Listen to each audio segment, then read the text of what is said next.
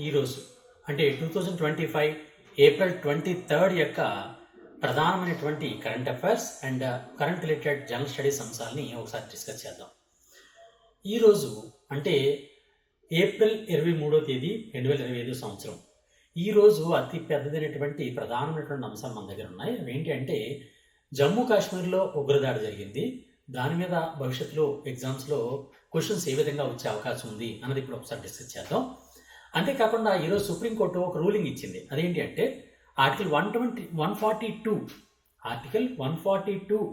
దానిలో ఉన్నటువంటి అధికారాలని హైకోర్టులు వినియోగించుకోలేవు అని ఒక రూలింగ్ ఇవ్వడం జరిగింది. ఇది ఏంటి అసలు ఆ ఆర్టికల్ 142 అంటే ఏంటి, హైకోర్టులకు ఉన్నటువంటి అధికారాలు ఏంటి, సుప్రీంకోర్టుకు ఉన్నటువంటి అధికారాలు ఏంటి, వీటి మీద భవిష్యత్ ఎగ్జామినేషన్స్లో క్వశ్చన్స్ వచ్చే అవకాశం ఉంది. అంతేకాకుండా 5 years తర్వాత అంటే కరోనా తర్వాత మొట్టమొదటిసారిగా కైలాస మానస సరోవర్ యాత్ర అనేది ప్రారంభమవుతోంది.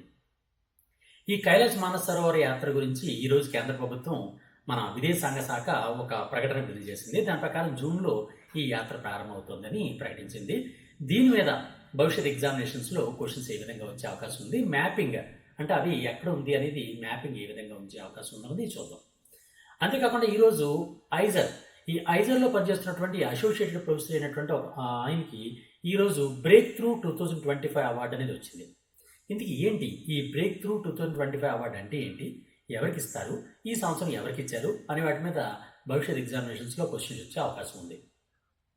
అంతేకాకుండా ఈరోజు ఆర్బీఐ అంటే reserve bank of India only 18 సంవత్సరాలు దాటినటువంటి పిల్లలకే కాకుండా 10 ఏళ్ళు పైబడినటువంటి అంటే 10 years పైబడినటువంటి పిల్లలకు కూడా మేము సేవింగ్స్ ఖాతాలు అంటే ఏవైతే అకౌంట్స్ ఉంటాయో ఆ అకౌంట్స్ని ఇవ్వచ్చు బ్యాంక్స్ అని ఒక ఆర్డర్ పాస్ చేసింది. దీని మీద కూడా భవిష్యత్ ఎగ్జామినేషన్స్లో క్వశ్చన్స్ వచ్చే అవకాశం ఉంది. వీటన్నిటి గురించి ఒక్కొక్కటి డిస్కస్ చేద్దాం. మొట్టమొదట జమ్మూ కాశ్మీర్లో ఉగ్రదాడి నేపథ్యంలో దాని మీద భవిష్యత్ ఎగ్జామినేషన్స్లో క్వశ్చన్స్ ఏ విధంగా వచ్చే అవకాశం ఉంది అని చూద్దాం. మిత్రులారా, మీరు ఎవరైనా సరే డైలీ కరెంట్ అఫైర్స్ కావాలనుకుంటే తప్పనిసరిగా మన గాంధీయం యాప్ని ప్లేస్టోర్ నుంచి గాంధీయం యాప్ని డౌన్లోడ్ చేసుకోండి.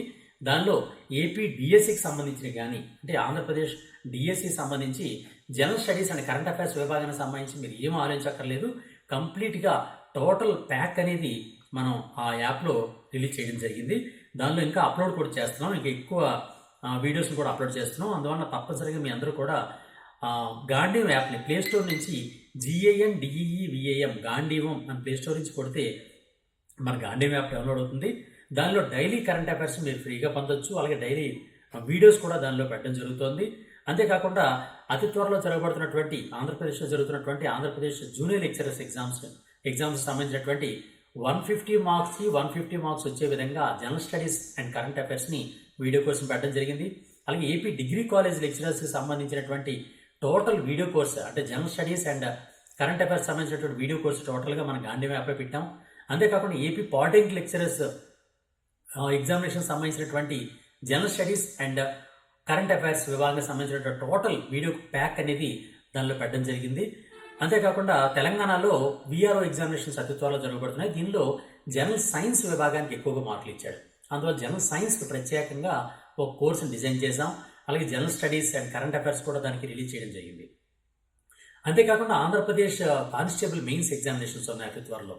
దానికి సంబంధించి జనరల్ స్టడీస్ విభాగంలో అత్యంత ఎక్కువ క్వశ్చన్స్ వచ్చే విధంగా అత్యంత శాస్త్రీయంగా రూపొందించినటువంటి వీడియోస్ అనేవి మనం video course general studies and current affairs video course అనేది ఏపీ కానిస్టేబుల్ మెయిన్స్కి సంబంధించి కూడా దానిలో పెట్టడం జరిగింది మన గాంధీ యాప్లో. అంతేకాకుండా ఏపీ హైకోర్టు ఎగ్జామినేషన్స్ దీనిలో కూడా జనరల్ సైన్స్ విభాగం నుంచి ఎక్కువగా క్వశ్చన్లు వస్తున్నాయి. అంతేకాకుండా జనరల్ స్టడీస్లో కూడా ఎక్కువగా క్వశ్చన్ వచ్చే అవకాశం ఉంది. అందువలన general science video course and general studies video course and current affairs video course కూడా ఏపీ హైకోర్టు జాబ్స్ సంబంధించినటువంటి కోర్స్ కూడా మన గాంధీ యాప్లో పెట్టాం. అంతేకాకుండా రైల్వే గ్రూప్ డి అలాగే రైల్వే ALP ఈ రైల్వే NTPC ఈ ఎగ్జామ్స్ సంబంధించినటువంటి general science and general studies current affairs విభాగానికి సంబంధించినటువంటి కోర్సెస్ కూడా మన గాంధీ యాప్లో పెట్టాం. అలాగే తెలంగాణకు సంబంధించిన DSC ఎగ్జామినేషన్స్ కానీ లేకపోతే తెలంగాణ VROకి సంబంధించిన ఎగ్జామినేషన్స్ కానీ అన్నిటికి సంబంధించినటువంటి current affairs and general studies విభాగానికి సంబంధించిన టోటల్ వీడియో కోర్సెస్ అందులో పెట్టడం జరిగింది. మీకు PDF కూడా ఇవ్వడానికి మ్యాక్సిమం PDFs కూడా నేను ప్రొవైడ్ చేస్తాను. ఏపీ డిఎస్సికి ప్రత్యేకంగా జనరల్ స్టడీస్కి సంబంధించినటువంటి complete pack, general studies and current affairs, ఈ టోటల్ ప్యాక్లో మీకు హైయెస్ట్ మార్క్స్ వచ్చే విధంగా డిజైన్ చేయడం జరిగింది. అందువల్ల తప్పనిసరిగా ఈ వీడియో కోర్సెస్ని తప్పనిసరిగా మీరు తీసుకుంటారని కోరుతున్నాను. మీ అందరూ కూడా ప్లేస్టోర్ నుంచి గాంధీవం అనే యాప్ని మనం డౌన్లోడ్ చేసుకోండి. GANDEEVAM, దాని పేరు ఏం పేరు చూడండి ఒకసారి.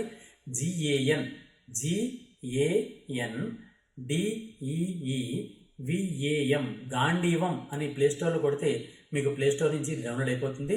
లేదనుకుంటే మన డిస్క్రిప్షన్లో, ఈ వీడియో డిస్క్రిప్షన్లో దానికి లింక్ కూడా ఇచ్చాం. ఆ లింక్ ద్వారా కూడా మీరు డౌన్లోడ్ చేసుకోవచ్చు. సరే, ఇప్పుడు మన అసలు విషయంలోకి వస్తే ఈరోజు April 23, 2025 సంబంధించినటువంటి కరెంట్ అఫైర్స్ విభాగం చూస్తే 2025 April 22న అంటే నిన్న జమ్మూ కాశ్మీర్లో ఉగ్ర దాడి జరిగింది. దాని మీద భవిష్యత్ ఎగ్జామినేషన్స్లో క్వశ్చన్స్ ఏ విధంగా వచ్చే అవకాశం ఉంది అనేది ఇప్పుడు ఒకసారి చూద్దాం. అంతేకాకుండా ఆర్టికల్ 142, ఈ ఆర్టికల్ 142 గురించి సుప్రీంకోర్టు ఈరోజు ఒక రూలింగ్ ఇవ్వడం జరిగింది. హైకోర్టులు ఈ ఆర్టికల్ 142 ఆధారంగా దాని పవర్స్ని వినియోగించుకోలేవు అని ఒక ప్రకటన చేసింది.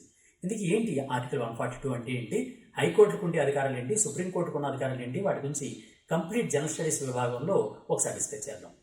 అంతేకాకుండా కైలాస్ మానసరోవర్ యాత్ర అతి త్వరలో జూన్ 30వ తేదీ నుంచి ప్రారంభిస్తున్నట్టుగా కేంద్ర ప్రభుత్వం, ఈ కైలాస్ మానసరోవర్ యాత్రను ప్రారంభించేది ఎవరు అని అంటే మన కేంద్ర విదేశాంగ శాఖ మంత్రి. విదేశాంగ శాఖ సాధారణంగా దీన్ని నిర్వహిస్తూ ఉంటుంది. ఈ విదేశాంగ శాఖ జూన్ 30 నుంచి ఈ యాత్ర చేస్తున్నట్టుగా ప్రారంభిస్తున్నట్టుగా ప్రకటించడం జరిగింది. అలాగే ఈ ఐజర్లో పనిచేస్తున్నటువంటి అసోసియేట్ ప్రొఫెసర్ అయినటువంటి డాక్టర్ చిత్రసేన్ జైనా, ఈయన ఫండమెంటల్ ఫిజిక్స్లో బ్రేక్ త్రూ 2025 అనే అవార్డును పొందడం జరిగింది. బ్రేక్ త్రూ 2025, ఈ అవార్డు పేరు బ్రేక్ త్రూ 2025. ఈ అవార్డును పొందారు. ఇందుకే బ్రేక్ త్రూ అవార్డు ఎవరికి ఇస్తారు, దీనిలో ఎంత క్యాష్ ప్రైజ్ ఉంటుంది, ఏ విధమైనటువంటి కృషి చేసినందుకు గాను చిత్రసేన్ జైనా గారికి ఈ అవార్డు ప్రకటించారు, ఇవన్నీ గురించి మనం ఇప్పుడు డిస్కస్ చేద్దాం.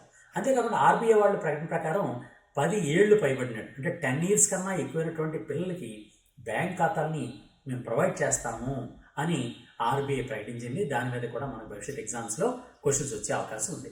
ఇప్పుడు మొదటి చూద్దాం. 2025 April 22వ తేదీన ఉగ్రదాడి జరిగింది. ఉగ్రదాడి అంటే టెర్రరిస్ట్ యాక్టివిటీ, టెర్రరిస్టులు ఒక 26 మంది పర్యాటకుల్ని చంపేయడం జరిగిందనమాట. ఇది చాలా బాధాకరమైంది. అయితే కానీ దీని మీద క్వశ్చన్ కూడా వచ్చే అవకాశం ఉంది. క్వశ్చన్ ఏ విధంగా వచ్చే అవకాశం ఉందంటే 2025 April 22న జమ్మూ కాశ్మీర్లోని ఏ ప్రాంతంలో ఉగ్రవాదులు పర్యాటకుల మీద దాడి చేశారు అనే క్వశ్చన్ రావచ్చు. అంటే ప్లేస్ ఏంటి, ఏ ప్లేస్లో ఈ ఉగ్ర సంఘటన జరిగింది అనేటటువంటి క్వశ్చన్ వచ్చే అవకాశం ఉంది. ఆ ప్లేస్ ఏంటి అంటే బైసారంగ్ లోయ. దాని పేరు ఏం పేరు అంటే బైసారంగ్ లోయ. ఈ బైసారంగ్ లోయ అనేది ఎక్కడుంది అంటే పహల్గాం. ఈ పహల్గాం టౌన్కి దగ్గరలో ఉందన్నమాట.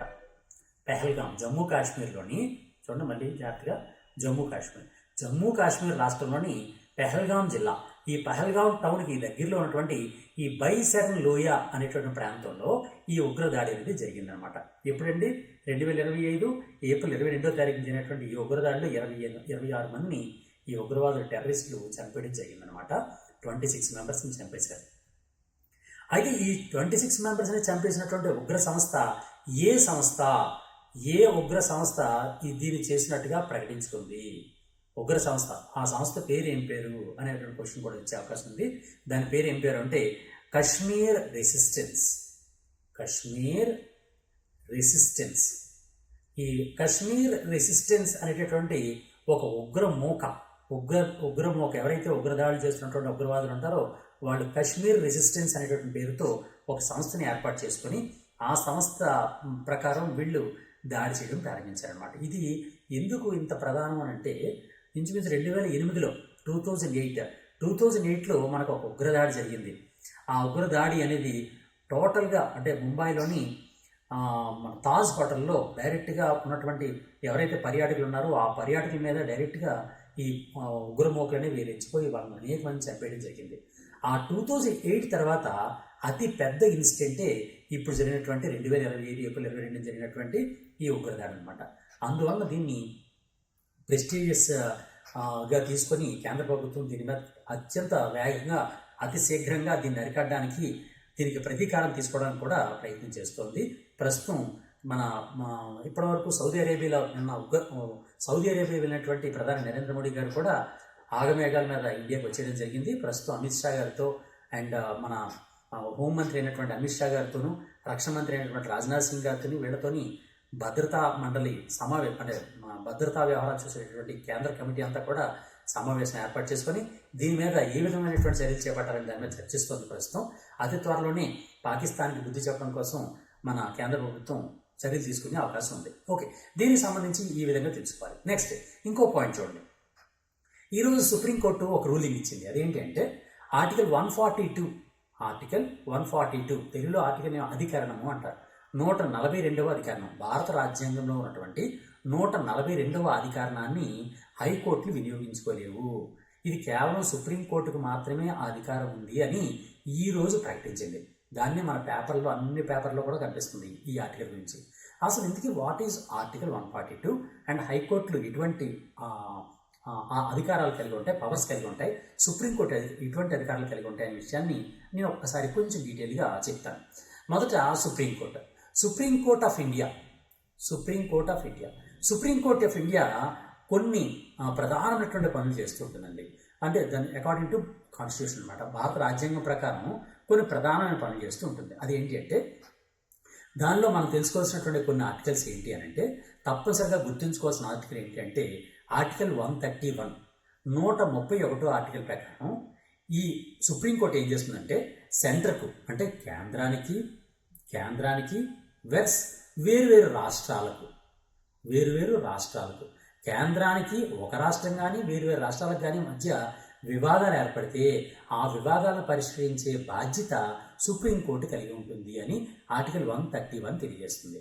అంతేకాకుండా వేరువేరు రాష్ట్రాలు, మన దేశంలో ఉన్నటువంటి రాష్ట్రాలు ఉన్నాయి, ఒక రాష్ట్రానికి మరో రాష్ట్రానికి మధ్య వివాదం వచ్చింది అనుకోండి, దాన్ని కూడా ఆర్టికల్ 131 ప్రకారమే సుప్రీంకోర్ట్ ఆఫ్ ఇండియా అనేది పరిష్కారం చేసేటువంటి అధికారాన్ని కలిగి ఉంటుందన్నమాట. ఈ విధంగా ఆర్టికల్ 131 ప్రకారం కేంద్రము రాష్ట్రాల మధ్య వచ్చేటటువంటి వివాదాలను కానీ, వివిధ రాష్ట్రాల మధ్య వచ్చేటువంటి వివాదాలను కానీ పరిష్కరించే అధికారం అనేది సుప్రీంకోర్ట్ ఆఫ్ ఇండియా కలిగి ఉంటుంది.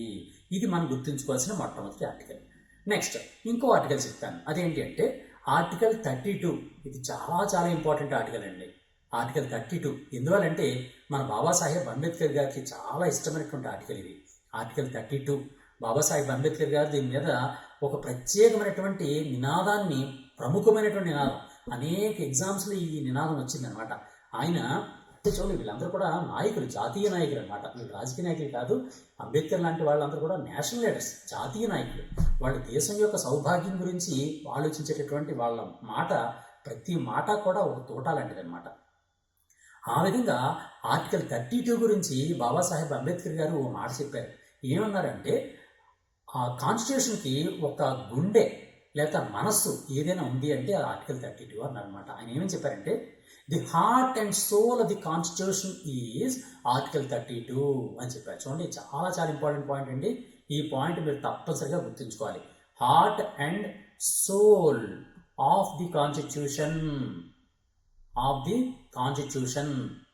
అని ఆర్టికల్ 32 ఎవరన్నారండి? డాక్టర్ బాబాసాహెబ్ భీమ్రావ్ అంబేద్కర్ గారు ఆ మాట చెప్పారనమాట. ఆ విధంగా ఆర్టికల్ 32 చాలా ఇంపార్టెంట్. ఏంటి ఆర్టికల్ 32 అంటే, అకార్డింగ్ టు దిస్ ఆర్టికల్ 32 మన సుప్రీంకోర్టు ఏం చేస్తుందంటే ఫండమెంటల్ రైట్స్ ఏవైతే ఉన్నాయో, అంటే ప్రాథమిక హక్కులు ఉంటాయి కదండి, ఆ ప్రాథమిక హక్కులకి ఎవరికైనా విఘాతం కలిగితే ఆ విఘాతం కలుగుతున్నటువంటి ఆ ప్రాథమిక హక్కులు రక్షించడం కోసం ప్రత్యేకంగా రిట్లు జారీ చేసే అధికారాన్ని కలిగి ఉంటుంది సుప్రీంకోర్టు అని. అదే ఆర్టికల్ 32 అనమాట. ఈ ప్రాథమిక హక్కులు ఏ వ్యక్తికైనా కానీ, ఏ సంస్థకైనా కానీ ప్రాథమిక హక్కులకు కానీ విఘాతం కలిగిస్తే వాటిని సంరక్షించడానికి, ఆ వ్యక్తికి లేదా సంస్థకు సంబంధించినటువంటి ప్రాథమిక హక్కుల్ని సంరక్షించడానికి అవసరమైనటువంటి రిట్లు జారీ చేసే అధికారాన్ని ఆర్టికల్ 32 అనేది సుప్రీంకోర్టుకి ఇవ్వడం జరిగింది. ఈ విధంగా ఇచ్చినటువంటి ఈ ఆర్టికల్ 32నే డాక్టర్ భీమ్రావ్ అంబేద్కర్ గారు ఏమని చెప్పారంటే heart and soul of the constitution, రాజ్యాంగం, భారత రాజ్యాంగం యొక్క హృదయము మరియు మనస్సు అని ఆర్టికల్ 32 పేర్కొన్నటువంటి వ్యక్తి మహానుభావుడు బిఆర్ అంబేద్కర్ గారు అనమాట. ఓకే, ఇది ఆర్టికల్ 32 గురించి. నెక్స్ట్ మరొక ఆర్టికల్ గురించి చెప్తాను. అది ఏంటి అంటే సుప్రీంకోర్ట్ ఆఫ్ ఇండియాకి కొన్ని అప్పిలేట్ జ్యూరిస్డిక్షన్స్ ఉంటాయి. అంటే ఫర్ ఎగ్జాంపుల్ ఎలా అంటే హైకోర్టు కానీ లేదా ఇతర కోర్టులు కానీ సివిల్ కేసులు, క్రిమినల్ కేసులు లేదా కాన్స్టిట్యూషనల్ రాజ్యాంగపరమైనటువంటి వాటి మీద తీర్పులు ఇస్తే ఆ తీర్పులకు వ్యతిరేకంగా ఎవరైతే ఆ వ్యక్తులు ఉన్నారో వాళ్ళు డైరెక్ట్గా సుప్రీంకోర్టుకి వెళ్ళచ్చు అనమాట. అటువంటి అధికారం ఏమంటారంటే అప్పిలేట్ జ్యూరిస్డిక్షన్ అంటారనమాట. అప్పీల్ చేసుకున్నటువంటి అధికారం అనమాట. ఆ అప్పిలేట్ జ్యూరిస్డిక్షన్ అనేది సుప్రీంకోర్టు ఆఫ్ ఇండియాకి ఉంటుంది. ఆ అప్పిలేట్ జ్యూరిస్డిక్షన్ ఎలా ఉంటుందంటే ఆర్టికల్ 132 to 136 ఆర్టికల్స్ ప్రకారం సుప్రీంకోర్ట్ ఆఫ్ ఇండియాకి ఒక అధికారం ఉంటుంది. ఆ అధికారం ఏంటంటే అప్పిలేట్ జ్యూరిస్డిక్షన్. అప్పిలేట్ జ్యూరిస్డిక్షన్ అంటే అంటే అప్లై చేసుకునేటటువంటి కెపాసిటీ అనమాట. దానికి భారతదేశంలో ఉన్నటువంటి హైకోర్టులు కానీ ఇతర కోర్టులు కానీ పౌర అంటే సివిల్ కేసులు కానీ క్రిమినల్ కేసులు కానీ రాజ్యాంగపరమైన కేసులు కానీ ఇవన్నీ తీర్పులు ఇస్తే ఆ తీర్పులకు వ్యతిరేకంగా సుప్రీంకోర్ట్ ఆఫ్ ఇండియాకి వెళ్ళేటటువంటి అవకాశం ఉంటుంది. అటువంటి అధికారాన్ని సుప్రీంకోర్టుకి భారత రాజ్యాంగం 132 నుంచి 136 ఆర్టికల్ ప్రకారం ఇవ్వడం జరిగింది. అప్పిలేట్ జ్యుడిషియేషన్, సుప్రీంకోర్టు యొక్క అప్పిలేట్ జ్యుడిషియేషన్ అనేది ఏ ఆర్టికల్ ప్రకారం ఉంటుందండి? 132 నుంచి 136 ఆర్టికల్ వరకు ఉంటుంది. ఇది మనం గుర్తుంచుకోవాల్సిన పాయింట్. అలాగే ఇంకో పాయింట్ చెప్తాను మీకు.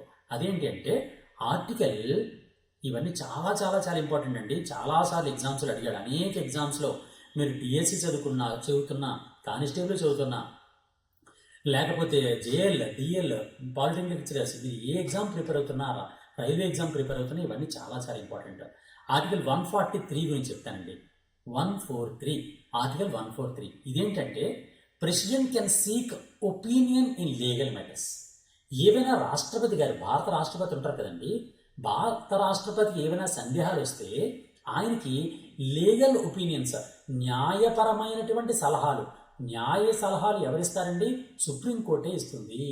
రాష్ట్రపతికి న్యాయ సలహాలు ఇచ్చేటటువంటి అధికారం అనేది సుప్రీంకోర్టుకి ఏ ఆర్టికల్ కల్పిస్తుంది అంటే ఆర్టికల్ 143 143 ప్రకారం ఈ ఆర్టికల్ ప్రకారం సుప్రీంకోర్టుకి ఆ అధికారం ఉందన్నమాట. సుప్రీంకోర్టుకు ఉన్నటువంటి అధికారం అది. ఆ సుప్రీంకోర్టుకి ఏ అధికారం ఉందండి? ఆర్టికల్ 143 ప్రకారం రాష్ట్రపతికి ఏమైనా అవసరమైనప్పుడు న్యాయ సలహాలు ఇచ్చేటువంటి అధికారం కలిగి ఉంటారు. ఇది సుప్రీంకోర్టు ఆఫ్ ఇండియా గురించి. ఇప్పుడు అసలైన విషయంలోకి వద్దాం. ఇప్పుడు ఏంటంటే అది ఆర్టికల్ 142. ఇవన్నీ ఎందుకు చెప్పారంటే అవన్నీ అర్థమైతేనే మీకు ఈజీగా ఇది అర్థమవుతుందనే ఉద్దేశంతో దీన్ని లాస్ట్ని చెప్తున్నాను. Article 142 142 article. ఇప్పుడు ఇంతకీ 142 ఆర్టికల్ ఏంటో ఒకసారి చెప్తాను చూడండి. Enforcement of decrease and orders of supreme court and orders as to discovery the supreme court in the exercise of it's judicial May pass any decree are make any order necessary for doing complete justice in any case. For example ఒక case ఉందండి, ఆ case తేలకుండా ఉంది, రావణ కాష్టంలా మండుతూ ఉంది, అది ఎట్టి పరిస్థితిలో తేలట్లేదు, ఎంతైనా సరే అది ఎంతకి పెండింగ్లో ఉండిపోతుంది తప్ప ఎన్ని సంవత్సరాలైనా తేలట్లేదు. అలాంటప్పుడు ఈ ప్రత్యేకమైనటువంటి ఒక అధికారాన్ని సుప్రీంకోర్టుకి భారత రాజ్యాంగం కల్పించిందనమాట. ప్రత్యేకమైనటువంటి అధికారం, ఒక స్పెషల్ పవర్ అన్నమాట. ఇది ఒక స్పెషల్ పవర్. ఏంటి ఆ స్పెషల్ పవర్ అని చెప్తాను. స్పెషల్ పవర్ ఏంటి అని అంటే, ఈ స్పెషల్ పవర్ ఏంటంటే చాలా కాలం నుంచి పెండింగ్లో ఉండి ఎటు తేలకుండా, ఎటువంటి ఈ సమస్య అనేది ఇప్పుడు తేలకుండా ఉంటే దాన్ని సుప్రీంకోర్టు దాని యొక్క విచక్షణకు అనుగుణంగా, దాని యొక్క స్పెషల్ పవర్కి అనుగుణంగా దాన్ని క్లియర్ చేసేటటువంటి, ఆ పెండింగ్ కేసుని క్లియర్ చేసేటటువంటి అధికారాన్ని సుప్రీంకోర్టు కలిగి ఉంటుంది అని పేర్కొనేదే ఆర్టికల్ 142. అర్థమైందండి మీకు? మళ్ళీ చెప్తాను చూడండి. ఫర్ ఎగ్జాంపుల్ బాబ్రీ మసీద్ కేసు ఉంది. బాబ్రీ మసీద్ కేసులో అయోధ్యలో రామజన్మభూమిలో బాబర్ గారి యొక్క మంత్రి గారు బాబ్రీ మసీద్ కట్టారు. దాన్ని బాబ్రీ మసీద్ అని పేరుతో వచ్చింది.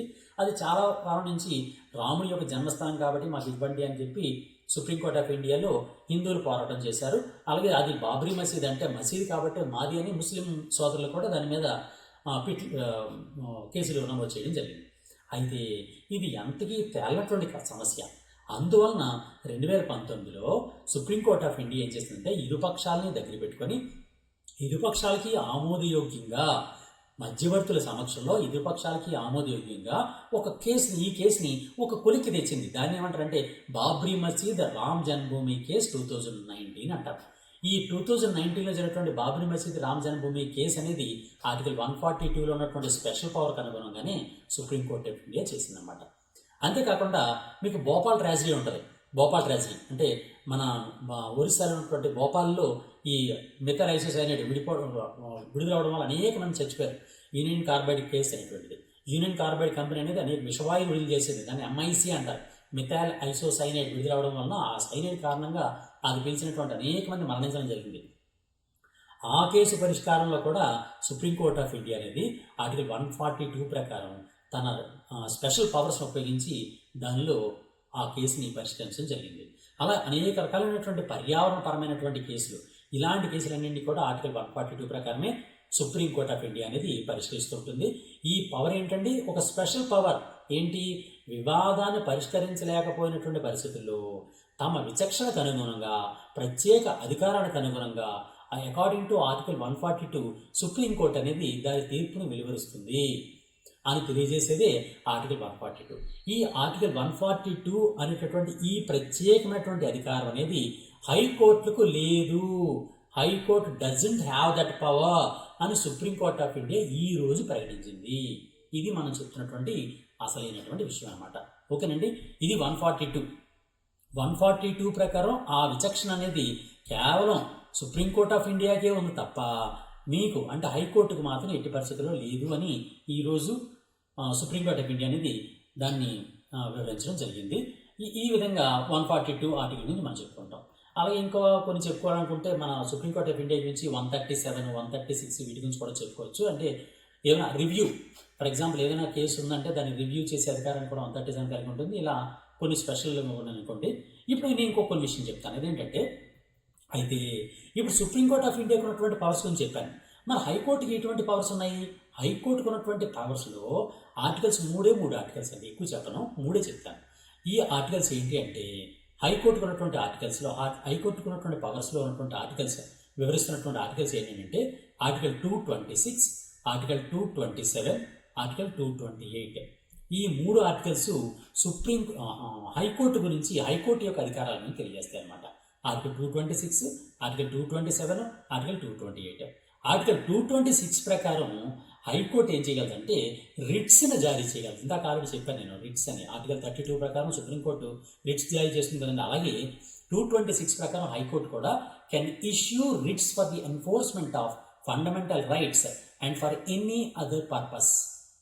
ఓకేనండి, ఫండమెంటల్ రైట్స్కి సంబంధించినటువంటి లేదా ఇతర సంబంధించినటువంటి ఏమైనా అవసరాల్లో రిట్స్ని జారీ చేసే అధికారం, హైకోర్టుకి రిట్ని జారీ చేసే అధికారం అనేది భారత రాజ్యాంగం ప్రకారం ఆర్టికల్ 226 ప్రకారం హైకోర్టుకి ఇవ్వడం జరిగింది. సుప్రీంకోర్టుకి అయితే 32 ప్రకారం ఇవ్వడం జరిగింది. ఇది 226 గురించి తెలియజేస్తాం. అలాగే 227 అనుకోండి. 227 ఏమని చెప్తుందంటే high court has power of superintendence over all courts and tribunals under its judicial అని పిలుస్తారు. అంటే తన పరిధిలో ఉన్నటువంటి మిగిలినటువంటి కిందన స్థాయిలో ఉన్నటువంటి కోర్టుల్ని అజమాయిషీ చేసే అధికారాన్ని హైకోర్టు కలిగి ఉంటుంది. అంటే జ్యుడిషియల్ ఏ పవర్ ఉంటుందండి? లో కోర్ట్స్ అన్నమాట. అంటే దిగువ కోర్టులు అంటారు కదండి, ఈ ట్రిబ్యునల్స్ కానీ లేకపోతే ఇతర తన పరిధిలో ఉన్నటువంటి వేరే కోర్ట్స్ కానీ ఉంటాయి, చిన్న కోర్టులు. ఆ చిన్న కోర్టుల యొక్క పరిధిని అంతని కూడా, పవర్స్ అన్నింటినీ కూడా కేవలం హైకోర్టు యొక్క ఆధ్వర్యంలో మాత్రమే. హైకోర్టు అనేది వీటిని నియంత్రించగలదు అని చెప్పేదే 227 ఆర్టికల్. 228 ఏంటి అంటే can transfer A case involving A substantial question of constitutional law from A lower court. For example ఒక లోయర్ కోర్టులో, ఒక దిగువ కోర్టులో ఒక రాజ్యాంగపరమైనటువంటి అంశం మీద ఒక చర్చ జరుగుతూ ఒక కేసు ఉందనుకోండి. ఆ కేసును తనకు అనుగుణంగా సొంతంగా ఆ కోర్టు నుంచి తనకు బదిలీ చేసుకున్నటువంటి అధికారాన్ని హైకోర్టు కలిగి ఉంటుంది. ఏంటంటే కాన్స్టిట్యూషనల్ లా ఉంటే అటువంటి కేసెస్ని ట్రాన్స్ఫర్ చేసుకునేటటువంటి అధికారాన్ని హైకోర్టులు కలిగి ఉంటాయని ఆర్టికల్ 228 తెలియజేస్తూ ఉంటుందన్నమాట. ఈ విధంగా హైకోర్టు అనేవి 226 ఆర్టికల్ ప్రకారం రిట్లు జారీ చేయగలవు, 227 ఆర్టికల్ ప్రకారం దిగువ కోర్టులని కంట్రోల్ చేయగలవు, 228 ఆర్టికల్ ప్రకారం రాజ్యాంగపరమైనటువంటి అంశాలుగాను ఉన్నటువంటి కేసుల్ని తనకు ట్రాన్స్ఫర్ చేయమని దిగువ కోర్టులకి ఆజ్ఞ జారీ చేయగలవు. ఈ విధంగా 226, 227, 228 అనేటువంటి 3 ఆర్టికల్స్ కూడా హైకోర్టుకి సంబంధించినటువంటి ప్రధానమైన అంశాలు అనమాట. ఓకేనండి, ఇది మనం గుర్తుంచుకోవాల్సినటువంటి ప్రధాన పాయింట్లు. అయితే ఇక్కడ మనం ఆర్టికల్ 32 ప్రకారం సుప్రీంకోర్టు రిట్లు జారీ చేస్తుందని చెప్పుకున్నాం. అలాగే ఆర్టికల్ 226 ప్రకారం హైకోర్టు రిట్లు జారీ చేస్తుంది అనుకున్నాం. What is writ? రిట్ అంటే ఏంటి? ఏ రిట్లు ఉంటాయి? రిట్స్ అనేవి ఎన్ని రకాలుగా ఉంటాయి అనే దాని మీద చాలాసార్లు క్వశ్చన్ రావడం జరిగింది. అంత జస్ట్ చిన్న పాయింట్ 1 minute ఆ రిట్స్ అంటే ఏంటి, అసలు ఎన్ని రకాల రిట్స్ ఉంటాయని కూడా ఒకసారి చెప్పేస్తానండి. ఎందుకంటే చాలా ఇంపార్టెంట్ ఈ క్వశ్చన్స్. ఈ రిట్ అంటే ఏంటంటే మొట్టమొదటి రిట్ని ఏమంటారంటే హేబియస్ కార్పస్ అంటారు. Habeas corpus writ. Habeas corpus writ అంటే అర్థం ఏంటి అని అంటే టు హ్యావ్ ది బాడీ అని అర్థం అనమాట. టు హ్యావ్ ది బాడీ అని అర్థం. టు హ్యావ్ ది బాడీ అంటే అర్థం ఏంటి? ఎవరైనా ఒక వ్యక్తిని పోలీసులు అరెస్ట్ చేస్తారు. అరెస్ట్ చేసినటువంటి వ్యక్తిని 24 గంటల్లోగా తన ముందు హాజరుపరచాలి అని సుప్రీంకోర్టు కానీ హైకోర్టు కానీ ఇచ్చే రిట్ని హేబియస్ కార్పస్ అంటారు. That is called as to have the body. అంటే ఎవరైతే వ్యక్తి ఉన్నాడో ఆ వ్యక్తిని నా ముందు హాజరుపరచండి అని పోలీసులకు జారీ చేసేటువంటి రిట్ని హేబియస్ కార్పస్ అని పిలుస్తారు అనమాట. అది హేబియస్ కార్పస్ రిట్. ఇంకో రిట్ ఉంటుంది, దాన్ని ఏమంటారంటే మాండమస్ అంటారు. Mandamus writ. మాండమస్ అంటే అర్థం ఏంటంటే వీ కమాండ్ అర్థం అనమాట. వీ కమాండ్ అని అర్థం. అంటే ఏంటి దీనికి ఈ రిట్ ఏంటి? మాండమస్ అంటే అర్థం ఏంటి అంటే ఒక ప్రభుత్వ అధికారి ఉన్నాడు. ఒక ప్రభుత్వ అధికారి అంటే పబ్లిక్ ఆఫీసర్. ఆ ప్రభుత్వ అధికారి తను చేయాల్సినటువంటి పని చేయడానికి నిరాకరించి ఆ పనిని చేయాల్సిందిగా ఆదేశిస్తూ జారీ చేసే రిట్టే మాండమస్ అనమాట. ఫర్ ఎగ్జాంపుల్, ఒక ఆఫీసర్ ఉన్నాడు. ఆ ఆఫీసర్ తను ఏదైతే చేయాలో ఆ పనిని చెయ్యకపోయినప్పుడు ఆ వ్యక్తి ఎవరైతే బాధిత వ్యక్తి ఉన్నాడో ఆ బాధిత వ్యక్తి కోర్టుకు వెళ్తే కోర్టు ఆ ఆఫీసర్ వ్యతిరేకంగా మాండమస్ను జారీ చేస్తుంది. మాండమస్ అంటే అర్థం ఏంటంటే ఆ ఆఫీసర్కి ఒక ఆర్డర్ పాస్ చేస్తుంది అన్నమాట. నువ్వు చేయాల్సినటువంటి పని ఇమ్మీడియట్గా చెయ్యి అనేటటువంటి కమాండ్ చేస్తుంది అన్నమాట. దాన్ని మాండమస్ అనిపిస్తారు. వీ కమాండ్ అని అంటే అదనమాట. అయితే ఈ మాండమస్ అనేది భారత రాష్ట్రపతికి రాష్ట్ర గవర్నర్కి వ్యతిరేకంగా మాండమస్ రిట్లు జారీ చేయలేవు. ఇంక ఏ వ్యక్తికైనా జారీ చేయగలవు తప్ప రాష్ట్రపతి గారికి గవర్నర్ గారికి ఈ మాండమస్ రిట్ అనేది సుప్రీంకోర్టు కానీ హైకోర్టు కానీ జారీ చేయలేవు అనమాట. ఓకే, ఇది దానిలో ఉన్నటువంటి ఎక్సెప్షన్ అనమాట. ఓకే, అది మాండమస్ గురించి. నెక్స్ట్ ఇంకోటి చెప్తాను. దాని పేరు ఏం పేరు అంటే ప్రొహిబిషన్ అనే ఇంకోటి ఉంటుంది. ప్రొహిబిషన్ అనేటటువంటి రిట్ ఏంటి అని అంటే ఫర్ ఎగ్జాంపుల్ లోయర్ కోర్టు ఉంది, దిగువ కోర్టు. దిగువ కోర్టు తన పరిధికి మించి ఒక తీర్పు వెలువరిస్తే ఆ తీర్పు తాను పరిశీలిస్తానని చెప్పి ఆ తీర్పు అమలు కాకుండా జారీ చేసేటువంటి రిట్నే ప్రొహిబిషన్ అంటారు. ఫర్ ఎగ్జాంపుల్ ఒక లోయర్ కోర్టు ఉంది, డిస్ట్రిక్ట్ కోర్టు ఉంది. డిస్ట్రిక్ట్ కోర్టుకి అంత పవర్ లేదు. నిజానికి ఆ రాజ్యాంగ విలువలు కానీ లేక రాజ్యాంగానికి సంబంధించినటువంటి కొన్ని అంశాలు కానీ దాని మీద తీర్పునిచ్చే అధికారం లేదు. అయినప్పటికీ కూడా ఆ తీర్పునిచ్చే అనుకోండి, అలాంటప్పుడు ఆ తీర్పు చెల్లదు, నేను దాన్ని పరిశీలిస్తాను అని చెప్పి దిగువ కోర్టు ఇచ్చినటువంటి తీర్పుని ఎబియన్స్లో పెట్టేస్తుంది, ఆపేస్తుంది, ప్రొహిబిట్ చేస్తుంది. అలాంటి దాన్నే ప్రొహిబిషన్ రిట్ అనిపిస్తుంది అనమాట. ప్రొహిబిషన్ రిట్ అంటే దిగువ కోర్టుల కోసం జారీ చేసేటటువంటి రిట్ అనమాట. అది ప్రొహిబిషన్. నెక్స్ట్ అలాంటిది ఇంకోటి ఉంటుంది, దాని పేరు ఏం పేరంటే షెర్షియోరారీ అంటారు. దాన్ని షెర్షియోరారీ అంటారు. షెర్షియోరారీ అంటే అర్థం ఏంటంటే to be certified or to be informed అని అర్థం అన్నమాట. దీనికి షెర్షియోరారీ అంటే టు బి సర్టిఫైడ్ అని అర్థం అన్నమాట. అంటే ఏంటో ఒకసారి చెప్తాను చూడండి. ఫర్ ఎగ్జాంపుల్ ఒక దిగువ కోర్టు ఉంది. దిగువ కోర్టు తన పరిధికి మించి ఒక కేసును పరిష్కరిస్తున్నప్పుడు దాన్ని నిలుపుదల చేసి తనకు బదిలీ చేయాల్సిందిగా హైకోర్టు లేదా సుప్రీంకోర్టు జారీ చేసేటువంటి రిట్నే షెర్షియోరారీ అని పిలుస్తారనమాట. ఓకే, ఇక్కడ ప్రొహిబిషన్కి షెర్షియోరారీకి ఒక చిన్న తేడా ఉంది. ప్రొహిబిషన్ అంటే అర్థం ఏంటంటే దిగువ కోర్టు తన పరిధికి మించి ఒక తీర్పు వెలువరిచినప్పుడు, ఫర్ ఎగ్జాంపుల్ తీర్పు వెలువరిచింది, తీర్పు కూడా ఆల్రెడీ విడుదల చేసింది ఎవరో దిగువ కోర్టు. ఆ తీర్పు విడుదల చేసిన తర్వాత ఆ తీర్పు అమలు కాకుండా చేసేటటువంటి రిట్ని ప్రొహిబిషన్ అంటారు. అలా కాకుండా ఆ తీర్పు వెలువడక ముందే దాని చర్చలు అవుతున్నాయి ఆ కోర్టులో, దిగువ కోర్టులో, నీవు చర్చలు చేయాల్సిన అవసరం లేదు, ఆ కేసుని మాకు ట్రాన్స్ఫర్ చెయ్యి, నీకు అంత పవర్ లేదు అని దిగువ కోర్టుకి హైకోర్టు సుప్రీంకోర్టు తెలియజేసే దాన్ని సెర్ష్యూరారీ అంటారనమాట. ఓకే, తీర్పు వచ్చిన తర్వాత ప్రొహిబిషను, తీర్పు రాకముందు అయితే సెర్ష్యూరారీ. ఈ రెండింటిలో కూడా ఏమవుతుంది, ఏదైతే ఆ కేసు ఉందో ఆ కేసు హైకోర్టు లేదా సుప్రీంకోర్టుకి బదిలీ చేయబడుతుంది అనమాట, దిగువ కోర్టు నుంచి. అది ఆ విధంగా డిఫరెన్స్ అనేది జాగ్రత్త చూసుకోండి. అది సెర్ష్యూరారీ అనే రిట్. ఇంకోటి లాస్ట్ వన్, ఫిఫ్త్ మరొక రిట్ ఉంటుంది. దాని పేరు ఏం పేరంటే కో వారెంటో. కోవారెంట్ అంటారు. కోవారెంట్ అంటే బై వాట్ అథారిటీ అని అర్థం. దీని అర్థం ఏంటంటే బై వాట్ అథారిటీ అని అర్థం అన్నమాట కోవారెంట్ అంటే. ఇది ఏంటి కోవారెంట్ అంటే, ఒక అధికారం లేనటువంటి ఒక వ్యక్తి ఉంటాడు. ఆ వ్యక్తి ప్రభుత్వం యొక్క అధికారాన్ని చలాయిస్తూ ఉంటే దాన్ని నివారించడం కోసం విడుదల చేసేటువంటి రిట్ని కోవారెంట్ అంటారన్నమాట. ఫర్ ఎగ్జాంపుల్, ఒక సర్పంచ్ ఉంటాడు. సర్పంచ్ మహిళా సర్పంచ్ గారు ఉన్నారు. మహిళా సర్పంచ్ గారికి పవర్ ఉంటుంది, ఎందుకంటే ప్రజలు అనేవాళ్ళు ఎన్నుకున్నారు కాబట్టి. కానీ మహిళా సర్పంచ్ గారి పేరు మీదుగా మహిళా సర్పంచ్ గారి భర్త గారు కానీ దాన్ని ఆ గ్రామాన్ని అజమాయిషీ చేస్తున్నారు అనుకోండి, ఆ పవర్స్ని వినియోగిస్తున్నారు అనుకోండి.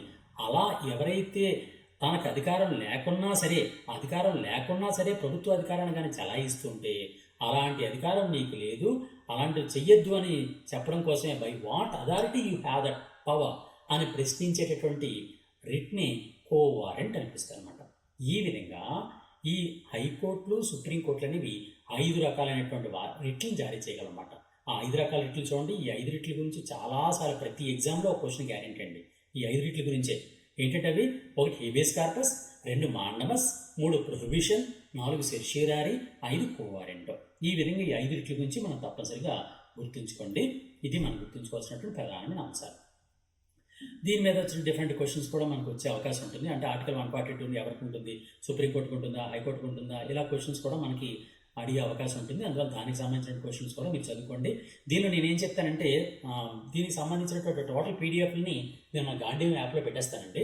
దానిలో టోటల్ ఇంకా మొత్తం అంత ఇన్ఫర్మేషన్ కూడా దీనిలో అవైలబిలిటీ ఉంటుంది. ఆ పీడిఎఫ్ కూడా మీరు ప్రశాంతంగా చదువుకోవచ్చు. ఆ విధంగా కూడా మీరు చదువుకోండి. ఓకే, సరే. నెక్స్ట్ ఏంటంటే, కైలాస మానస సరోవర యాత్ర జూన్ 30 నుంచి అని మన కేంద్ర ప్రభుత్వం విదేశాంగ శాఖ అంటే ఎక్స్టర్నల్ అఫైర్స్ మినిస్ట్రీ అనేది ప్రకటించడం జరిగింది. ఇది కైలాసనాథ మానస సరోవర యాత్రలో కైలాస ప్రభువైనటువంటి మహాదేవుడు ఈ కైలాసం మీద ఉంటాడని ఆయన దర్శించడం కోసమని ప్రజలందరూ కూడా ఆ పర్వతాన్ని దర్శించడం, మానస సరోవర్ అనేటటువంటి ఒక కొలంలో ఒక దానిలో స్నానం చేసి పరమేశ్వరుని దర్శించడం కోసం వెళ్ళేటటువంటి యాత్రని కైలాస మానస సరోవర యాత్ర అంటారు. ఇది జూన్ 30వ తేదీ నుంచి అమలు చేస్తున్నాము, ఫస్ట్ బ్యాచ్ని అప్పుడు పంపిస్తామని కేంద్ర ప్రభుత్వం ప్రకటించింది. అయితే దీని మీద మన క్వశ్చన్స్ ఎలా వచ్చే అవకాశం ఉంది? కైలాస మానస సరోవర్ అనేది ఎక్కడ ఉంది? ఈ క్వశ్చన్ అడిగే అవకాశం ఉంది. ఎక్కడ ఉంది అంటే ఇది మ్యాప్ అన్నమాట. ఫర్ ఎగ్జాంపుల్, ఇక్కడ ఇండియా ఉంది, ఇదంతా ఇండియా దగ్గర నుంచి మనం ఏం చేస్తామంటే ఈ విధంగా మనం డైరెక్ట్గా వెళ్ళి కాలాపానీ దగ్గరికి వెళ్తాం. ఇక్కడ కాలాపానీ మీకు చూడండి, కాలాపానీ దగ్గర నుంచి ఇక్కడ లిపులేక్ పాస్ అని ఉంటుంది. చూడండి, ఇక్కడ నేను రాస్తున్నాను లిపులేక్ పాస్. ఈ లిపులేక్ పాస్ అనేది ఏంటి అంటే నేపాల్, ఇండియా అండ్ టిబెట్ అంటే చైనా, ఈ మూడిటికి మధ్య ఉన్నటువంటి ఈ బార్డర్ పాయింట్, ఆ పాయింట్ని లిపులేక్ పాస్ అంటారు అనమాట. ఈ లిపులేక్ పాస్ గుండా ప్రయాణం చేస్తూ, నడక మార్గంలో ప్రయాణం చేస్తూ టిబెట్ మార్గంలో ఉన్నటువంటి టిబెట్లో దీన్ని ఆక్రమించుకుందన్నమాట చైనా.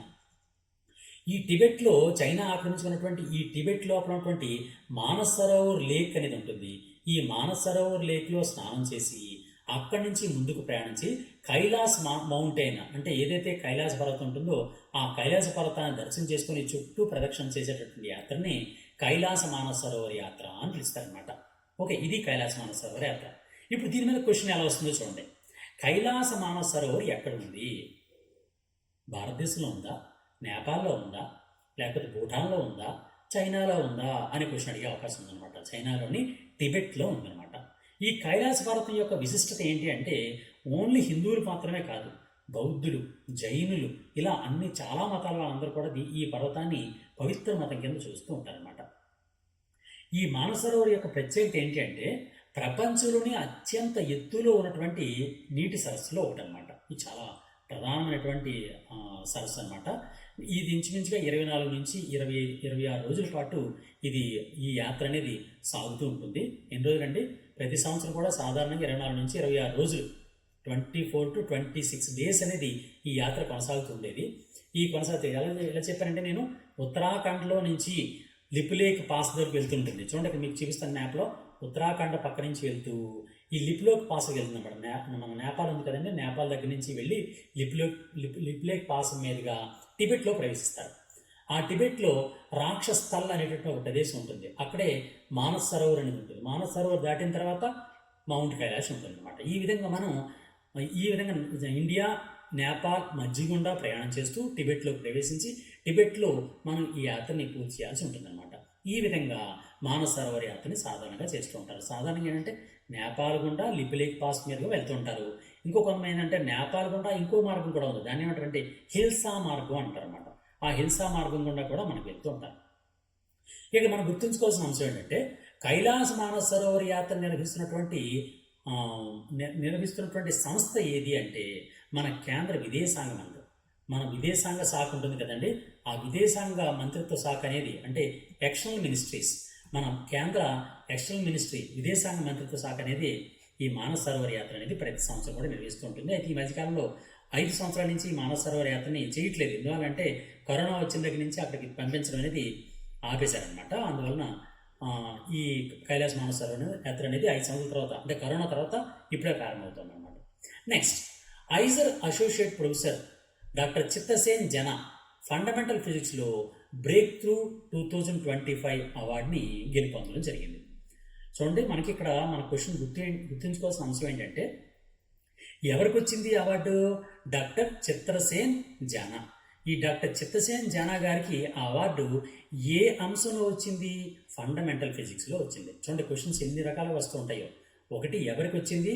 హూ. ఎవరికి వచ్చిందండి? డాక్టర్ చిత్రసేన్ జానా అనే వ్యక్తికి వచ్చింది. ఎందులో వచ్చింది? ఫిజిక్స్లో వచ్చింది. ఏ ఫిజిక్స్లో? ఫండమెంటల్ ఫిజిక్స్లో ఆయనకి అవార్డు రావడం జరిగింది. ఏ అవార్డు వచ్చింది? బ్రేక్ త్రూ అవార్డ్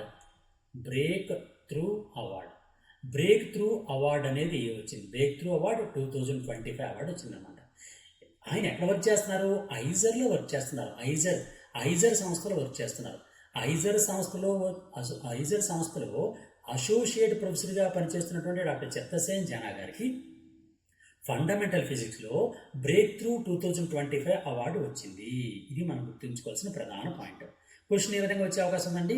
డాక్టర్ చిత్తసేన్ జానా గారికి ఏ పరిశోధనా విభాగంలో బ్రేక్ త్రూ 2025 అవార్డు వచ్చింది అంటే ఫండమెంటల్ ఫిజిక్స్లో పరిశోధన చేసినందుకు గాను. అయితే ఎలాంటి పరిశోధన చేయడం కోసం చేసిన వాళ్ళకి బ్రేక్ త్రూ అవార్డు ఇస్తారు? నూతనంగా, అంటే కొత్తగా శాస్త్రీయ సిద్ధాంతాల మీద పరిశోధన చేస్తే అటువంటి వాళ్ళకి ఇస్తూ ఉంటారనమాట.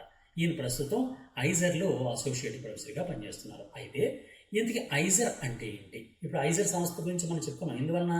ఐజర్లో పనిచేస్తున్నటువంటి డాక్టర్ చిత్తసేన్ జానా గారికి ఈ బ్రేక్ త్రూ అవార్డు వచ్చింది కాబట్టి ఐజర్ అంటే ఏంటి అన్నది మనం తప్పనిసరిగా గుర్తుంచుకోవాలి. ఐజర్ అంటే ఏంటి అంటే Indian Institute of Science Education and Research. ఓకేనండి, Indian Institute of Science Education and Research. ఈ ఐజర్ అనే ఈ సంస్థ చూడండి, Indian Institute of Science Education and Research. Science education గురించి పరిశోధన కోసం పనిచేసేటటువంటి భారతదేశం యొక్క సంస్థే ఈ ఐజర్ సంస్థ అనమాట. ఐజర్ పూర్తి పేరు ఏం పేరండి? Indian Institute of Science Education and Research. ఈ సంస్థలో ప్రస్తుతం ఆయన అసోసియేట్ ప్రొఫెసర్గా పనిచేస్తున్నారు. ఇందుకే ఫండమెంటల్ ఫిజిక్స్లో కూడా ఆయన ఏ అంశం మీద పరిశోధన చేసినందుకు గాను బ్రేక్ త్రూ అవార్డు వచ్చింది అనే క్వశ్చన్ కూడా అడగవచ్చు. అంటే ఇంకా ఇన్ డెప్త్ అది ఏంటి అని అంటే క్వాంటమ్ మెకానిక్స్ మీద ఆయన పనిచేస్తున్నారు అనమాట. Quantum mechanics. ఈ క్వాంటమ్ మెకానిక్స్ అంటే ఏంటి అనేది సైన్స్ అండ్ టెక్నాలజీలో మళ్ళీ ఇంకోసారి చెప్తానండి, ఇంకా డీటెయిల్గా చెప్తాను. దాన్ని ఈ మధ్యకాలంలో క్వాంటమ్ మెకానిక్స్ మీద చాలా ఎక్కువ పరిశోధన జరుగుతున్నాయి అండ్ ఇంపార్టెన్స్ కూడా ఇస్తున్నారు అనమాట. ఈ క్వాంటమ్ మెకానిక్స్ మీద పరిశోధన చేసినందుకు గాను, ఫండమెంటల్ ఫిజిక్స్లో ఉన్నటువంటి క్వాంటమ్ మెకానిక్స్ మీద పరిశోధన చేసినందుకు గాను మన ఐజర్లో అసోసియేట్ ప్రొఫెసర్గా పనిచేస్తున్నటువంటి డాక్టర్ చిత్తసేన్ జానా గారికి బ్రేక్ త్రూ 2025 అవార్డు వచ్చింది. ఇది మనం గుర్తుంచుకోవాల్సినటువంటి ప్రధానమైనటువంటి అంశం అనమాట. నెక్స్ట్, ఇందుకు ఇక్కడ మనం ఇంకా గుర్తుంచుకోవాల్సిన అంశం ఏంటంటే ఐజర్ ఉంది కదండి. ఈ ఐజర్ అనే సంస్థ గురించి మాట్లాడుకున్నాం. ఐజర్ అనేది ఎక్కడ ఉంది? ఇందుకు హెడ్ క్వార్టర్స్ ఎక్కడ ఉన్నాయి, ఎక్కడి నుంచి నడపబడుతుంది అంటే పూణేలోనే ఉందన్నమాట. ఇది పూణేలో ఉంది, మహారాష్ట్రలోని పూణేలో ఈ ఐజర్ యొక్క ప్రధాన కార్యాలయం ఉంది. ఇది మనం గుర్తుంచుకోవాల్సిన ప్రధాన పాయింట్లు. అయితే ఇక్కడ మీకు ఇంకో విషయం చెప్తాను. ఏంటి బ్రేక్ త్రూ అవార్డు అంటే ఏంటి? ఇందుకు బ్రేక్ త్రూ అవార్డు ఎవరిస్తారు, ఏంటి ఇస్తారు, దానిలో ఏంటి క్యాష్ ప్రైజ్ ఏమిస్తారు అనే విషయాల్ని కొన్ని విషయాలు మనం మాట్లాడుకుందాం. బ్రేక్ త్రూ 2025 అనే అవార్డు అనమాట. బ్రేక్ త్రూ 2025 అవార్డుని ప్రతి సంవత్సరం ఎవరికి ఇస్తారు అంటే శాస్త్రీయమైనటువంటి పరిశోధనలు, అంటే సైంటిఫిక్ రీసెర్చ్ మీద ఎవరైతే పనిచేస్తుంటారో వాళ్ళ కోసమని ఈ బ్రేక్ త్రూ ప్రైజ్ అనే వాటిని ఇస్తూ ఉంటారు అనమాట. ఎన్ని రంగాలకు ఇస్తూ ఉంటారంటే సాధారణంగా 3 రంగాలకు ఇస్తూ ఉంటారు. బ్రేక్ త్రూ అవార్డుని 3 రంగాలకు ఇస్తారు. ఆ 3 రంగాలు ఏంటంటే ఫస్ట్ లైఫ్ సైన్సెస్, అంటే బాటనీ, జువాలజీ అంటే biology, botany plus zoology biology. ఈ బయాలజీలో చేసినందుకు అంటే లైఫ్ సైన్స్లో పరిశోధన చేసిన వాళ్ళకి, అలాగే మ్యాథమెటిక్స్లో పరిశోధన చేసిన వాళ్ళకి, అలాగే ఫండమెంటల్ ఫిజిక్స్ ఈ 3 రంగాల్లో పనిచేస్తున్న వారికి, పరిశోధన చేస్తున్న వారికి బ్రేక్ త్రూ 2025 అవార్డు ఇస్తారు. చూసారు, ఇది చాలా చాలా important question. Break through 2025 award ఎన్ని రంగాలకు ఇస్తారండి? 3 రంగాలకు ఇస్తారు. ఎవరెవరికి ఇస్తారు? లైఫ్ సైన్సెస్లో పరిశోధన చేసిన వాళ్ళకి, మ్యాథమెటిక్స్లో పరిశోధన చేసిన వాళ్ళకి, ఫండమెంటల్ ఫిజిక్స్లో పరిశోధన చేసిన వాళ్ళకి, వీళ్ళ ముగ్గురికి కూడా బ్రేక్ త్రూ 2025 అవార్డ్స్ అనేవి సాధారణంగా ఇస్తుంటారు. ఇందుకీ బ్రేక్ త్రూ 2025 బ్రేక్ త్రూ అవార్డ్స్ని ఎవరు నెలకొల్పారు అంటే సిలికాన్ వ్యాలీ. మనకు తెలుసు కదండి, సిలికాన్ వ్యాలీ అమెరికాలో ఈ సిలికాన్ వ్యాలీ ఉంటుంది. ఈ సిలికాన్ వ్యాలీ ఎవరైతే ఉందో సిలికాన్ వ్యాలీ ఎంటర్ప్రైజెస్ అనేటువంటి సంస్థ, ఈ సిలికాన్ వ్యాలీ ఎంటర్ప్రైజ్ అనే సంస్థ బ్రేక్ త్రూ అవార్డు ఇస్తూ ఉంటుందన్నమాట. ఈ బ్రేక్ త్రూ ప్రైజ్ నెలకొల్పినటువంటి సిలికాన్ వ్యాలీ ఎంటర్ప్రైజ్ అనే దానిలో ప్రధానమైనటువంటి వ్యాపారవేత్తలు ఉంటారనమాట. వ్యాపారవేత్తలు ఎవరైతే ఎంటర్ప్రీనర్స్ ఉంటారో ఆ ఎంటర్ప్రీనర్స్ ఉంటారు. ఆ ఎంటర్ప్రీనర్స్ కూడా మనకు తెలిసిన వాళ్ళే. ఎవరంటే మిల్లర్ అనేటువంటి ఒక వ్యక్తి ఉన్నారు. అలాగే ఫేస్బుక్ ఎవరైతే వ్యవస్థాపకుడు, అంటే ఎవరైతే ఫౌండర్ ఉన్నారో ఆయన మార్క్ జుగన్బర్గ్. ఈ మార్క్ జుగన్బర్గ్ గారు ఫేస్బుక్ ఫౌండర్. ఆ ఫేస్బుక్ ఫౌండర్ అయినటువంటి మార్క్ జుగన్బర్గ్ గారు, అలాగే ఆయన భార్య అయినటువంటి ప్రిస్కిల్లా చాన్ గారు, అలాగే గూగుల్ చెందినటువంటి సెర్గీ బ్రిన్ గారు, వీళ్ళందరూ కలిపి ఈ బ్రేక్ త్రూ ప్రైజెస్ అనే దాన్ని నెలకొల్పడం జరిగిందనమాట. ఎవరెవరో చూడండి, ఈ సిలికాన్ వ్యాలీ ఎంటర్ప్రైజ్ వాళ్ళందరూ కలిసి సిలికాన్ వ్యాలీ ఎంటర్ప్రైజ్ అనే సంస్థ బ్రేక్ త్రూ అనేటువంటి అవార్డ్స్ పెట్టారు. సిలికాన్ వ్యాలీ ఎంటర్ప్రైజ్లో ఎవరెవరు ఉన్నారండి? ఫస్ట్ చెప్పాల్సిన వాళ్ళు మిల్లర్ అనేటటువంటి ఒక పెట్టుబడిదారు అనమాట. ఆయన కాకుండా ఫేస్బుక్ ఎవరైతే ఏర్పాటు చేశారో ఆయన మార్క్ జుగన్బర్గ్ గారు. అంతేకాకుండా మార్క్ జుగన్బర్గ్ గారి యొక్క ఆయన భార్య ప్రిస్కిల్లా చాన్ గారు, అలాగే గూగుల్ చెందినటువంటి సెర్గీ బ్రిన్ గారు, వీళ్ళందరూ కలిపి సిలికాన్ వ్యాలీ ఎంటర్ప్రైజ్ అనే దాన్ని ఏర్పాటు చేశారు. ఆ సిలికాన్ వ్యాలీ ఎంటర్ప్రైజ్ వాళ్ళే 3 రంగాల్లో లైఫ్ సైన్సెస్లోను, మ్యాథమెటిక్స్లోను, ఫండమెంటల్ ఫిజిక్స్లోను ఎవరైతే పనిచేస్తున్నారో వాళ్ళందరికీ కూడా ప్రతి సంవత్సరం కూడా బ్రేక్ త్రూ అవార్డులు ఇస్తూ ఉంటారనమాట. మొట్టమొదటిసారిగా బ్రేక్ త్రూ అవార్డుని 2012లో ప్రారంభించారు. మొట్టమొదటి అవార్డులు అనేవి బ్రేక్ త్రూ అవార్డులు 2012లో మొట్టమొదటిసారిగా ఈ అవార్డులు ఇవ్వడం జరిగిందనమాట. ఇందుకీ ఈ బ్రేక్ త్రూ అవార్డుని ఎవరైతే అందుకున్నారో ఆ అందుకున్న వాళ్ళకి క్యాష్ ప్రైజ్ ఇస్తారండి. క్యాష్ ప్రైజ్ ఎంత క్యాష్ ప్రైజ్ ఇస్తారంటే $3 million ఇస్తారు అనమాట. ఇది ఒక స్పెషాలిటీ. $3 million ఇస్తారు. దీనిలో క్యాష్ ప్రైజ్ ఎంత ఇస్తారండి?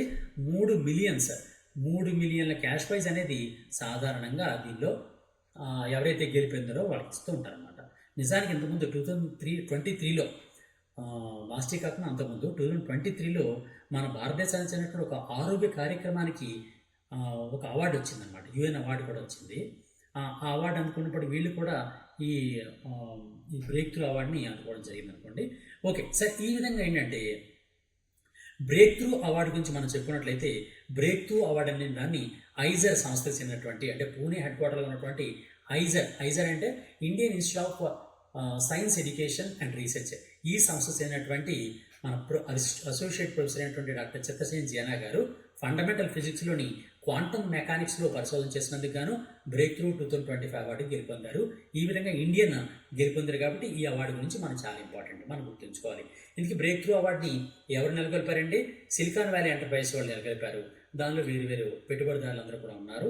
దీనిలో వచ్చేటువంటి క్యాష్ ప్రైజ్ ఎవరైతే బ్రేక్ త్రూ అవార్డు గెలుపొందుతారో వాళ్ళకి ఇచ్చే క్యాష్ ప్రైజ్ $3 మిలియన్. ఈ విధంగా మొత్తం ఈ రోజుకి సంబంధించినటువంటి ప్రధానమైనటువంటి అంశాలను కూడా చెప్పుకున్నాం. నెక్స్ట్ ఇంకొక విషయం మిగిలిపోయింది. అదేంటంటే ఆర్బీఐ 10 ఏళ్ల పైబడిన వాళ్ళకి, అంటే 10 సంవత్సరాల కన్నా ఎక్కువ వయసు ఉన్న వాళ్ళకి బ్యాంక్ అకౌంట్లు ఇస్తున్నాము, బ్యాంక్ అకౌంట్లు వాళ్ళు తీసుకునే అవకాశాన్ని కల్పిస్తున్నామని ఈ రోజు ప్రకటించడం జరిగిందనమాట. దాని మీద కూడా చిన్న చిన్న క్వశ్చన్లు వచ్చే అవకాశం ఉంది. ఎలా వస్తుందంటే, ఎన్ని సంవత్సరాల పైబడినటువంటి పిల్లలకు బ్యాంకు ఖాతాలు ఇవ్వాల్సిందిగా ఆర్బీఐ వాణిజ్య బ్యాంకులకు ఆదేశాలు జారీ చేసింది అంటాడు. అది ఎన్ని సంవత్సరాలు అండి? 10 ఏళ్ళు, 10 ఇయర్స్ అనమాట. 10 ఇయర్స్ కన్నా ఎక్కువైతే అటువంటి వాళ్ళకి కొన్ని ఖాతాలు, కొన్ని అకౌంట్స్ ఇస్తారు. ఏ అకౌంట్స్ ఇస్తారంటే సేవింగ్స్ అకౌంట్స్ ఇస్తారు. మెయిన్ సేవింగ్స్ అకౌంట్ ఇస్తారు. అలాగే రికరింగ్ డిపాజిట్, ఆర్డీ అంటాం కదండి, రికరింగ్ డిపాజిట్ అకౌంట్, ఆర్డీ ఇస్తారు. అలాగే ఫిక్స్డ్ డిపాజిట్ ఇస్తారు అన్నమాట. ఈ 3 అకౌంట్లు ఇస్తారు. పిల్లలకి ఏ అకౌంట్లు ఇస్తారండి? సేవింగ్స్ అకౌంట్స్ ఇస్తారు, రికరింగ్ డిపాజిట్ ఇస్తారు, ఫిక్స్డ్ డిపాజిట్ అవార్డు ఇస్తుంటారు అన్నమాట. ఈ 3 అకౌంట్లని కూడా 10 సంవత్సరాల కన్నా పైబడినటువంటి పిల్లలందరికీ కూడా అన్ని బ్యాంకులు కూడా, వాణిజ్య బ్యాంకులు కూడా అందించే అవకాశం ఇమ్మని ఆర్బీఐ అనేది తన ఆదేశాలు జారీ చేయడం జరిగిందనమాట.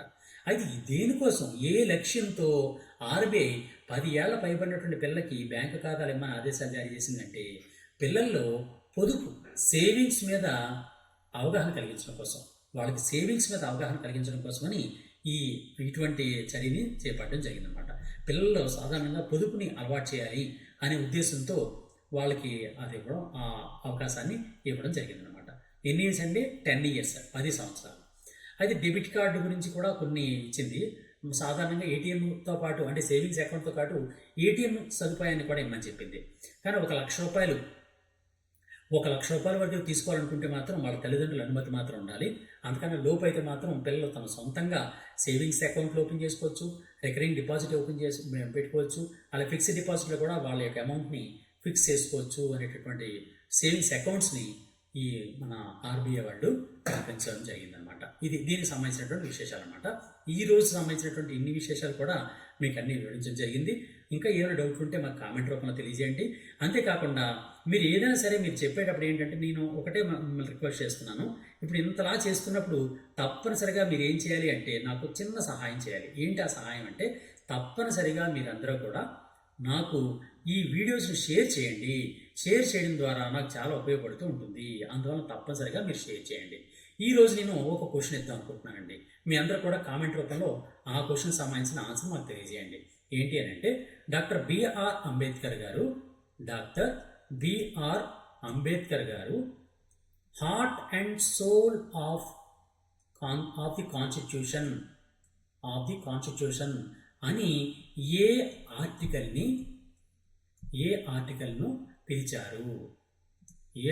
పిలిచారు? ఓకేనండి. దీనిలో ఆన్సర్ మీరు ఏదైతే ఉందో దాన్ని కామెంట్ రూపంలో తెలియజేయండి. అంతేకాకుండా మీరు లైక్ కూడా చేయండి తప్పనిసరిగా. మీరు ఎప్పుడైతే లైక్ చేశారో కొంతమందికి అది వెళ్తుంది. మీరు జస్ట్ లైక్ చేయడం వల్ల మీకు ఎటువంటి ఇబ్బంది కలగదు అనుకుంటున్నాను. నాకు ఆ విధంగా మీరు లైక్ చేసి నాకు సపోర్ట్ చేయండి. అంతేకాకుండా దీన్ని వీడియోని షేర్ చేయండి. మళ్ళీ ఇంకొకసారి క్వశ్చన్ చెప్తున్నానండి. డాక్టర్ బిఆర్ అంబేద్కర్ గారు భారత రాజ్యాంగంలోని ఏ ఆర్టికల్ను భారత రాజ్యాంగం యొక్క హృదయము మరియు మనస్సు అని ప్రకటించారు? ఆ ఆర్టికల్ నెంబర్ ఎంత అన్నది మన కామెంట్ రూపంలో తెలియజేయండి. నేను దాని గురించి రేపు మళ్ళీ ఇంకొకసారి డిస్కస్ చేస్తాను. ఆల్రెడీ వీడియోలో చెప్పాను, కానీ మళ్ళీ దాని గురించి ఇంకోసారి మీకు డిస్కస్ చేస్తాను. ఓకేనండి. మీ మిత్రులందరూ కూడా ఈ వీడియోని తప్పనిసరిగా షేర్ చేయండి, దీన్ని లైక్ చేయండి. ఏకలవ్య కరెంట్ అఫైర్స్ గురించి మీ మిత్రులు కూడా చెప్పండి. సబ్స్క్రైబ్ చేసుకోండి అండ్ సబ్స్క్రైబ్ చేసుకోమని చెప్పండి. ఎవరైనా గాంధీ యాప్ని డౌన్లోడ్ చేసుకోకపోతే గాంధీ యాప్ని అర్జెంట్గా డౌన్లోడ్ చేసుకోండి. దానిలో మల్టిపుల్ ఎగ్జామినేషన్స్, అన్ని ఎగ్జామ్స్ సంబంధించినటువంటి టోటల్ ప్యాక్ని అందులో పెట్టడం జరిగింది. అందులో ఆ విధంగా దాన్ని యూటిలైజ్ చేసుకొని ఇంకా ఎక్కువ మన ఏకలవ్యకి సపోర్ట్ ఇస్తారని నేను అందరూ కోరుకుంటున్నాను. అతి చిరకాలంలోనే అత్యంత వేగంగా మీ అందరూ కూడా మంచి ఉద్యోగాలు రావాలని మిమ్మల్ని అన్ని ఆశీర్వదిస్తూ all the best. God bless you. Thank you very much.